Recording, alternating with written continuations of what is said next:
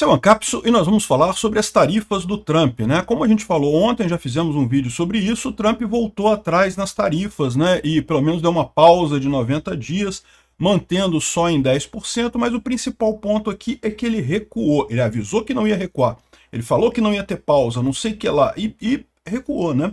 Aliás, mais do que isso, teve um boato de que teria uma pausa de 90 dias na tarifa, ele desmentiu, falou que não vai ter pausa nenhuma, não sei o que lá, e logo depois anunciou a pausa de 90 dias nas tarifas.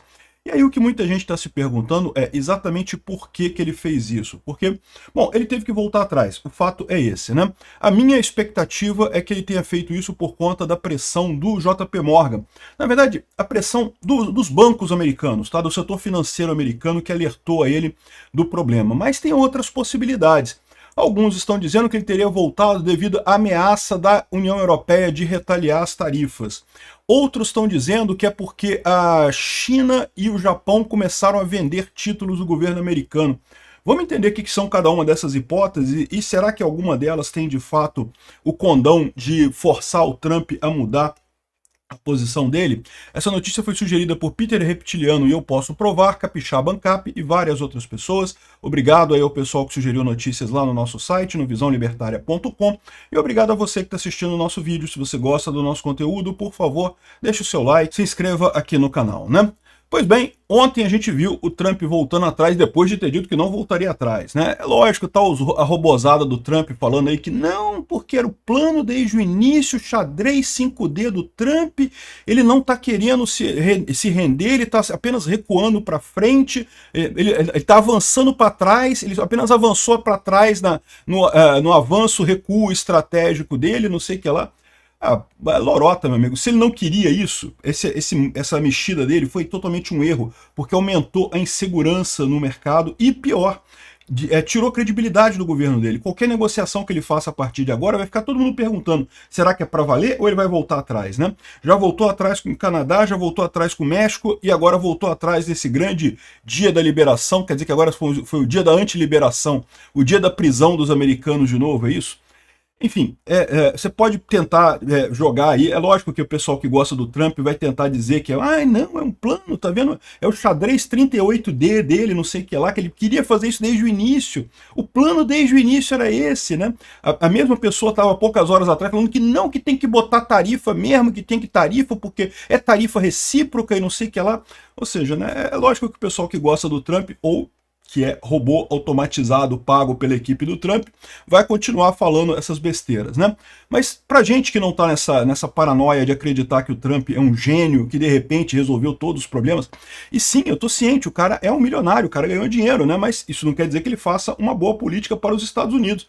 Nesse caso, por exemplo, ele pode ter ganhado dinheiro pra caramba ontem, meu amigo. Quem sabia que ele ia voltar atrás, né? Comprou ação ali na baixa, ganhou dinheiro pra caramba ontem. Então, é o que eu falo pra vocês. O fato dele ser bom para ganhar dinheiro para eles não quer dizer que ele seja bom para dirigir os Estados Unidos, né? Enfim, e tá todo mundo se perguntando, olha só, ele tá voltando atrás com a China também, tá? Ele quer negociar com a China. Por que ele falaria que a China quer acordo com os Estados Unidos, mas não sabe como começar? Ou seja, a China não procurou os Estados Unidos para negociar, não falou nada com os Estados Unidos para negociar, mas ele sabe que a China quer um acordo. Ou seja, ele quer um acordo com a China. Ele quer voltar atrás com a China também. Ele já viu que esse negócio das tarifas deu ruim e ele quer voltar atrás nesse negócio todo, né? A grande dúvida que fica é por que deu ruim? Como eu falei no vídeo ontem, o Trump tinha feito esse negócio de aumentar tarifas, principalmente contra a China, também no primeiro governo dele. Ele aumentou muitas tarifas contra a China, causou uma queda na bolsa também, mas depois a coisa se equilibrou mais adiante, né? A questão toda é que dessa vez ele exagerou na dose, né? E é o que eu falo para vocês. Um pouquinho de uma substância pode ser um remédio, muito de uma substância é veneno, você morre. E é isso que eu acho, ainda é minha opinião essa, que o pessoal do setor financeiro americano tocou ele o ponto. Olha só, tudo bem, bacana, você está fazendo a mesma coisa que você fez no seu governo anterior, mas lembra, lá você botou, acho que foi 20% de tarifa só na China. Agora tu tá botando tarifa no mundo inteiro com um monte de gente, coisa e tal. E 104% na China, ou seja, né, a coisa que em pequena dose é um remédio, em grande dose mata o paciente, né? E foi o que o pessoal levantou aqui. O Dimon, que é o CEO do JP Morgan, falou para o Trump que, olha só, a situação tá feia, tá? Do ponto de vista dos bancos americanos, a situação tá feia. Aqui, ó, ele chegou a dizer, ó, estamos esperando uma recessão e defaults, ou seja, estão esperando que empresas quebrem. E aquilo que eu falei para vocês, se começar a quebrar banco, né, empresas que não sejam bancos, ok, se quebrar é muito triste, qualquer empresa que quebre é ruim, mas não tem um efeito multiplicativo tão grande quanto um banco quebrar. Se banco quebrar, a parada é outra. E provavelmente foi isso que o cara explicou para o Trump que estava acontecendo. O que vai acontecer é que vai começar a quebrar banco. E vai começar a quebrar banco, isso vai dar uma merda federal. No final das contas, né, isso que eu acho que foi o que convenceu o Trump a voltar atrás. Mas tem outras possibilidades, outras pessoas estão apontando outras causas para ele ter voltado atrás. Por exemplo, o Timothy Milovanov está falando aqui que foi a ameaça da União Europeia de colocar tarifas. Sim, a União Europeia, num primeiro momento, ofereceu uma zona de livre comércio com os Estados Unidos, queria negociar, eu achei isso ótimo, seria excelente, até o Trump falou também que seria ótimo ter uma zona de livre comércio, né, entre os Estados Unidos e a Europa, para ele seria muito bom, evidentemente para o Brasil seria ruim, tá? Mas para a Europa e para os Estados Unidos seria muito bom, né? E só que o Trump falou que não, você lembra que ele falou isso? Ele falou, não tem que só tarifa zero, tem que também ter reembolso de não sei quantos bilhões e não sei o que lá, e botou um monte de coisas que, na prática, é dizer que não queria fazer o acordo, né? Aí a Europa planejou contramedidas que custariam 28 bilhões de dólares de importação dos Estados Unidos, ou seja, ia colocar uma série de outras tarifas e entrar no mesmo jogo da China. No momento que os Estados Unidos colocassem tarifas na Europa, a Europa colocaria tarifas nos Estados Unidos, ou seja, ia entrar no mesmo jogo. E o Trump, é verdade, ele começou a bater na China, a China aumentou a tarifa, ele aumentou também. A China aumentou também, ele aumentou também. Só que uma coisa é você brigar com um país. Isso é difícil. Entre a China e os Estados Unidos iam apanhar. Mas eu ainda acho, e eu falei isso aqui, que quem ia se ferrar mais seria a China no final das contas. Mas é diferente se você comprar briga com todo mundo. Se você comprar briga com todo mundo, fica todo mundo contra você, aí, meu amigo, os Estados Unidos se ferra mais do que o resto do mundo. E pode ter sido isso daqui, quando a Europa ameaçou subir as medidas, colocar medidas contra os Estados Unidos, o Trump viu que ele tinha duas opções. Ou ele dobrava a aposta, igual ele fez com a China, ou então, não, não vão parar nessa história e pronto, né? Pode ter sido isso que fez ele retornar. Pode ter sido um conjunto das duas coisas também. É verdade, aliás, pode ser um conjunto das três coisas. A gente vai falar sobre a terceira coisa, que é a venda de títulos dos Estados Unidos, né? Aqui, ó. E a Europa, de fato, pausou as tarifas contra os Estados Unidos por 90 dias também. Então, da mesma forma que os Estados Unidos pausou as tarifas contra a Europa, ele manteve apenas os 10%, a Europa também pausou as tarifas contra os Estados Unidos. Então, essa é a situação que a gente tem agora. O Trump pode ter peidado porque ficou com medo da Europa também ir no lado da China e começar a botar retaliação, né? Aliás, é importante notar isso, tá? Todos os países que ofereceram para negociar com os Estados Unidos, e teve 70 países que ofereceram para negociar com os Estados Unidos, e eu acho isso positivo pra caramba, tem que negociar mesmo e coisa e tal, muito legal, mas a verdade é que os Estados Unidos não negociou nada, né? Ele voltou atrás sem cobrar nenhuma alteração, sem cobrar nada. Então é sempre bom lembrar que ofereceram para negociar, mas no final ninguém negociou nada. O Trump não chegou a nenhum acordo com absolutamente ninguém. Né? E tem um outro aspecto dessa história, né? E que muita gente está falando, não, mas o Trump queria mesmo bater na China, era só a China que era a preocupação do Trump. E de novo, não acredito. Olha só o que está acontecendo, o Trump está querendo negociar com a China também, né? E o que pode ter acontecido, um terceiro fator, é a questão do mercado de títulos americanos. China diz que fará resposta conjunta com o Japão e Coreia do Sul a tarifas dos Estados Unidos. Essa notícia saiu no dia 1º de abril, ou seja, foi antes até do Liberation Day do Trump e coisa e tal. Os três países já tinham combinado de fazer uma resposta conjunta a essas tarifas americanas. E por que a China, o Japão e a Coreia do Sul juntos poderiam fazer? Que tipo de resposta que poderia ser? Poderia ser aumento de tarifa? Mas a China aumentou, o Japão não aumentou. Então não é isso, né? A resposta está justamente nos títulos do governo americano. O Japão é o maior dono de títulos do governo americano no mundo, né? Não, assim, se você pegar a maior parte, são investidores americanos mesmo. A maior parte é investidores americanos.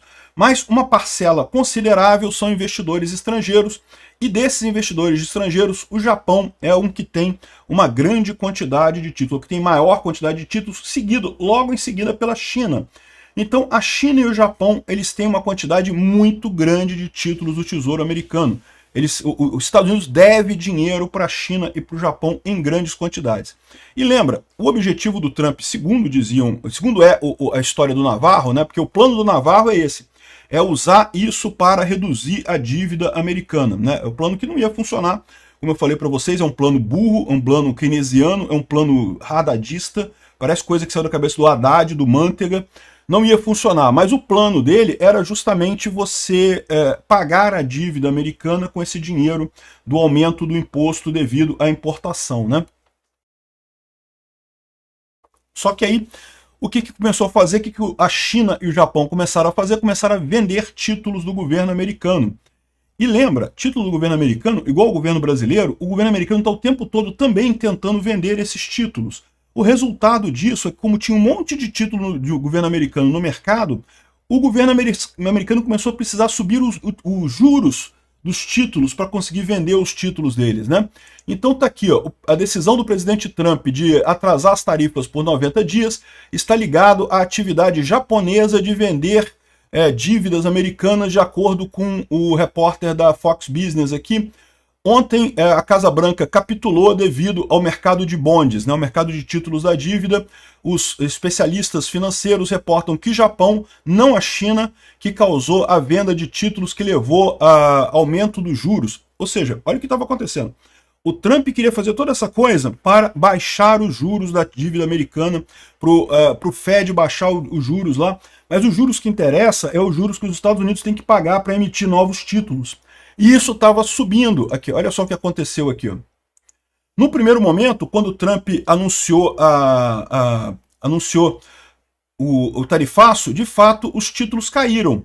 Caíram por quê? Porque todo mundo viu que era o plano do Navarro, ou seja, vai ter menos atividade econômica mundial, o Fed vai baixar a taxa de juros nominal lá nos Estados Unidos, vai ter menos comércio, vai entrar mais dinheiro para o governo americano, não para os americanos. Os americanos se ferram com as tarifas, mas o governo americano vai arrecadar mais e com isso vai poder baixar os juros do coisa. Então caíram os juros no primeiro momento. Só que justamente no dia 7 de abril começaram a subir os juros aí. Como é que subiu os juros? Por que subiu os juros? E a resposta do que subiu os juros foi justamente o Japão vendendo títulos da dívida. Dizem que num acordo com a China também estava ameaçando vender. Não foi a China ainda, foi o Japão, que é quem tem mais títulos da dívida americana, mas a China também estava preparada para vender e a Coreia do Sul também tem uma quantidade considerável de títulos aqui da dívida americana, também venderia esses títulos, né? E aí, ou seja, o efeito pegou o Trump no calcanhar dele, né? Que o Trump estava querendo fazer tudo isso para baixar os juros da dívida, para ele poder ter folga orçamentária, para ele poder torrar dinheiro com outras coisas. No final das contas, o movimento estava aumentando os juros da dívida, estava piorando a situação para todo mundo. É o que está dizendo esse analista aqui, né? E faz sentido se você olhar os dados, né? O valor dos títulos do Tesouro Americano estava com um valor aqui de juros de 3%.